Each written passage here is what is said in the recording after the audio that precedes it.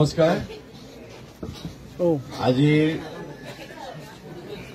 প্ৰয়াত মনেশ্বৰ ব্ৰহ্মদেৱৰ আদ্য শ্ৰাদ্ধৰ লগত সংগতি ৰাখি যি সভা অনুষ্ঠিত কৰিছে তেখেতৰ পুৰণি সভা এই সভাৰ সভাপতিৰ আসন অলংকৃত কৰা সন্মানীয় আমাৰ শ্ৰদ্ধাৰ ব্যক্তিগৰাকী আৰু উপস্থিত মাননীয় সাংসদ প্ৰমুখ্যে বিশিষ্ট ব্যক্তিগণ আৰু সমবেত ৰাইজ আজি আমাৰ বাবে এটা অতি দুখৰ দিন যে আমি অকালতে আমাৰ মাজৰ পৰা হেৰাই যোৱা এগৰাকী প্ৰসিদ্ধ শিল্পীৰ শ্ৰাদ্ধ পাতিবলগীয়া হৈছে এজন সম্ভাৱনাময় ইতিমধ্যে অসমৰ তথা ভাৰতৰো বিভিন্ন প্ৰান্তত যিগৰাকী শিল্পীৰ সুখ্যাতি আছে শ্ৰীমন্ত শংকৰদেৱ কলাক্ষেত্ৰ সমাজৰ তেখেত যি ললিত কলা বিভাগ আছিল সেই বিভাগৰ গুৰু দায়িত্ব তেখেতে বহন কৰিছিল আৰু আমিও তেখেতৰ ওপৰতে নিৰ্ভৰ কৰি শ্ৰীমন্ত শংকৰদেৱ কলাক্ষেত্ৰই সমগ্ৰ বিভাগটো তেখেতৰ মতেই আগবঢ়াই নিয়াৰ বাবে আমি সুবিধা কৰি দিছিলো আৰু আমি দেখিবলৈ পাইছিলো যে তেখেতৰ যি এক ব্যক্তিত্ব আৰু তেখেতৰ যি পাৰদৰ্শিতা তাৰ দ্বাৰা তেখেতে অসমৰ সকলোবিলাক শিল্পকলাৰ লগত জড়িত অনুষ্ঠান প্ৰতিষ্ঠান তাৰোপৰি ভাৰতৰ যেনেকৈ শান্তি নিকেতন হওক ললিত কলা একাডেমী হওক সকলোৰে লগত সুন্দৰভাৱে সংযোগ স্থাপন কৰি অসমৰ শিল্পী প্ৰতিভাসকলক বিভিন্ন সুযোগ প্ৰদান কৰিবলৈ সক্ষম আৰু সেইবাবে তেখেতৰ যি আমাৰ মাজত তেখেতৰ অনুপস্থিতিয়ে আমাক যি অভাৱ অনুভৱ কৰিছে সেয়া কেৱল বড়ো সমাজৰ বাবেই নহয় সমগ্ৰ অসমৰ বাবে অভাৱ আৰু এয়া কৃত্ৰিমভাৱে কোৱা কথা নহয় সত্য কাৰণ তেখেতৰ যেতিয়া গুৱাহাটীত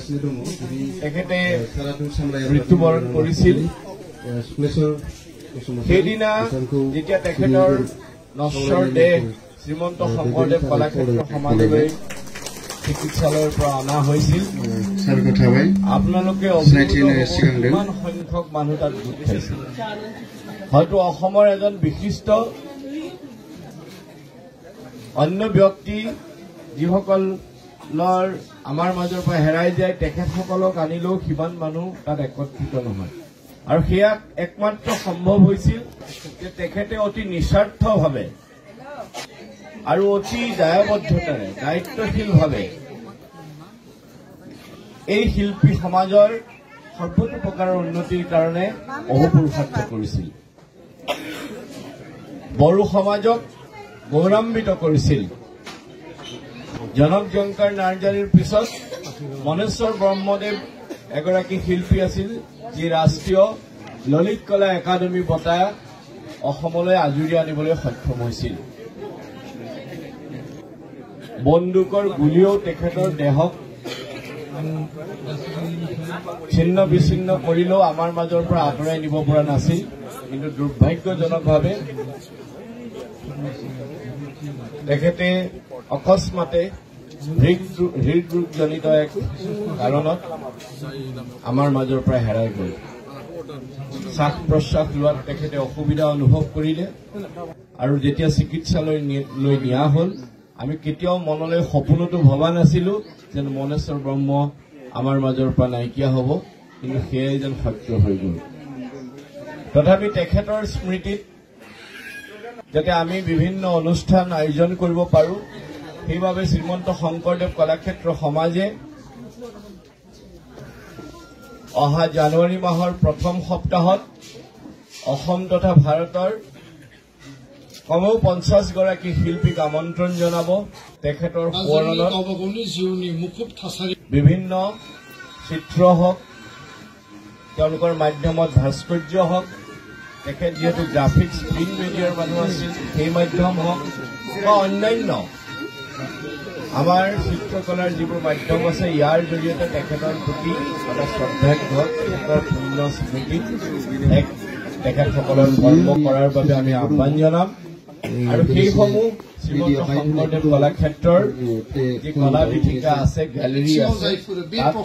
আমি প্ৰদৰ্শিত কৰিম আৰু লগতে সেই প্ৰথম সপ্তাহতে তেখেতৰ স্মৃতিত ৰাজ্যিক ভিত্তিত আমি স্মৃতিচাৰণ সভা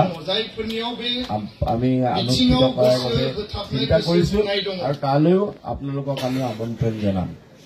আৰু যিদিনা তেখেত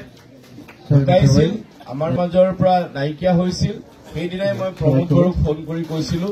যে শ্ৰীমন্ত শংকৰদেৱ কলাক্ষেত্ৰ এটা অৰ্ধ চৰকাৰী অনুষ্ঠান ইয়াত তেওঁ যি কম্পেনচেশ্যন ধৰক ঘৰৰ পৰিয়ালৰ বা পৰিবাৰে যি ধৰণৰ চৰকাৰী চাকৰিত পায় সেই ধৰণৰ নাপাব কোনো পেঞ্চনৰ ব্যৱস্থা নাই গতিকে আপুনি ইতিমধ্যে শিক্ষাৰ্থীৰে পোষ্ট গ্ৰেজুৱেশ্যন কমপ্লিট কৰা তেওঁৰ পুত্ৰ অৰ্হতা আছে তেওঁ এটা চাকৰি দিব লাগে আৰু তেখেতে মোক ঘৰতে কৈছিল মই কথা দিলো যেনেকৈ নহওক তেখেতক আমি এটা সংস্থাপন প্ৰদান কৰিম আৰু বোধ কৰোঁ আজি তেখেতে সেই কামটো ইয়াত কৰিছে গতিকে আমি ভাবো যে মনেশ্বৰ বৰ্মক আমাৰ মাজত তেখেতৰ শিল্প কৰ্মৰ দ্বাৰা তেখেতৰ যি খ্যাতি তেখেতৰ যি জ্ঞান আমাৰ প্ৰতি তেখেতৰ যি অতুলনীয় অৱদান সেইসমূহৰ জৰিয়তে জীয়াই ৰাখিব লাগিব আৰু শ্ৰীমন্ত শংকৰদেৱ কলাক্ষেত্ৰই এই ক্ষেত্ৰত কেতিয়াও প্ৰণালী নকৰে আৰু আমি মনেশ্বৰ বৰ্মৰ প্ৰতি আমাৰ সম্পূৰ্ণ দায়বদ্ধতা আছে মই ব্যক্তিগতভাৱে মনেশ্বৰ বৰ্মক বহুত আপোন আছিল তাই মোৰ লগত অসমৰ বিভিন্ন জেগালৈ যায় আমি বিভিন্ন ক্ষেত্ৰভিত্তিক অধ্যয়ন কৰোঁ আৰু বহু কিছু পৰিকল্পনা তেওঁৰ লগত আছিল এই সমগ্ৰ বিটিআৰ এলেকাটোৰ সামাজিক সাংস্কৃতিক ক্ষেত্ৰত সময়ত আমি সেইসমূহ কৰিম বুলি ভাবিছিলো সেইসমূহ আধৰুৱা হৈ ৰল আমি আশা কৰিছো যে অনাগত দিনত যাতে মনেশ্বৰ বৰ্মক তেখেতৰ কৰ্মৰাজিৰ জৰিয়তে তেওঁৰ শিল্প সত্তাৰ জৰিয়তে তেওঁৰ প্ৰতিভাৰ জৰিয়তে প্ৰজন্মৰ পৰা প্ৰজন্মৰ মাজত যাতে সদায় জীয়াই থাকে আৰু মই ভাবোঁ যে অসমৰ বড়ো জনগোষ্ঠীৰ ক্ষেত্ৰত এইটো একেবাৰে সত্য কথা যে তেখেতসকলৰ সমাজৰ যিসকলে পাৰদৰ্শিতাৰে জীৱনক জীয়াব পাৰিছিল তেখেতসকলক সদায় সন্মান প্ৰদৰ্শন কৰা আমি দেখিবলৈ পাই আহিছোঁ আৰু সেইটো মনেশ্বৰ বৰ্মৰ ক্ষেত্ৰতো হ'ব আৰু মই এটা কথা উল্লেখ কৰিব বিচাৰোঁ যে তেখেতে এখন সুন্দৰ PhD থেচিছ আমাৰ যি IIT আছে গুৱাহাটীত তাত কমপ্লিট কৰিছিল আৰু তেখেত মৃত্যু হোৱাৰ আগৰ সোমবাৰৰ দিনা তেখেতে সেইখন ছাবমিট কৰিছিলে মানে তেখেতে অতি সোনকালে তাৰ পৰা PhD লাভ কৰিলেহেঁতেন মানে অলৰেডি থেচিছ কমপ্লিট আছিল গতিকে আমি IIT কৰ্তৃপক্ষক জনাইছো যে এখন সুন্দৰ বড়ো সমাজক লৈ তেখেতে এখন যি গৱেষণা পত্ৰ ছাবমিট কৰিছে এটা আন্তঃৰাষ্ট্ৰীয় প্ৰতিষ্ঠানত সেইখন যদি আপোনালোকে আমাক প্ৰকাশৰ সুবিধা দিয়ে তেতিয়াহ'লে আমি যিহেতু এখন ছাবমিট কৰাৰ কাৰণে সেইখন IIT ডকুমেণ্ট হ'ল গতিকে আমি সেইখন যদি আমাক প্ৰকাশ কৰিবলৈ দিয়ে তেতিয়া শংকৰদেৱ কলাক্ষেত্ৰই সেইখন প্ৰকাশৰ ব্যৱস্থা কৰিব গতিকে আপোনালোকে এতিয়া মনেশ্বৰ বৰ্মক কেনেকৈ তেখেতৰ শিল্প সত্তাৰ জৰিয়তে শিল্প কৰ্মৰ জৰিয়তে সমাজত জীয়াই ৰাখে আপোনালোকৰো দায়িত্ব আছে আৰু সমসাময়িকভাৱে শ্ৰীমন্ত শংকৰদেৱ কলাক্ষেত্ৰ সমাজেও তেখেতৰ প্ৰতি শ্ৰদ্ধাৰ্ঘ্য অৰ্পণ কৰিব আৰু তেনেধৰণৰ কৰ্মৰাজি অনাগত সময়ত আগবঢ়াই নিব সদৌ শেষত তেখেতৰ পুণ্যাত্মাৰ প্ৰতি আজিৰ এই দিনটোত মই বিশেষভাৱে মোৰ সেৱা নিবেদন কৰিছোঁ আৰু মই বিশেষ কামৰ বাবে উভতি যাব লাগিব সেইকাৰণে বেছি সময় ইয়াত আৰু কটাব নোৱাৰিম গতিকে আপোনালোকৰ পুনৰবাৰ মই সেৱা জনাই ইতিমধ্যে আমাৰ সন্মানীয় অসম বিধানসভাৰ অধ্যক্ষ বিশ্বজিৎ দৈমাৰীদেৱো আহি পাইছিল। মই তেখেতৰ লগতো সেইদিনা কথা পাতিছোঁ। আমাৰ শ্ৰীমন্ত শংকৰদেৱ কলাক্ষেত্ৰ সমাজৰ আমাৰ পৰিষদীয় সদস্য মংগল সিং হাজোৱাৰী, পূৰ্বৰ সদস্য ৰবিৰাম নাৰ্জাৰীদেৱ সকলো ইয়াত উপস্থিত আছে। গতিকে আমি এটা পৰিয়ালৰ দৰে কাম কৰো। আমি সকলোৰে লগত সকলোৰে চিনা জানা আছে। আমি ভাবো যে মনেশ্বৰ বৰ্মাৰ যি এজন ৰাষ্ট্ৰীয় স্বীকৃতিপ্ৰাপ্ত সন্মানেৰে বিভূষিত এই মনেশ্বৰ বৰ্মাৰ খ্যাতিক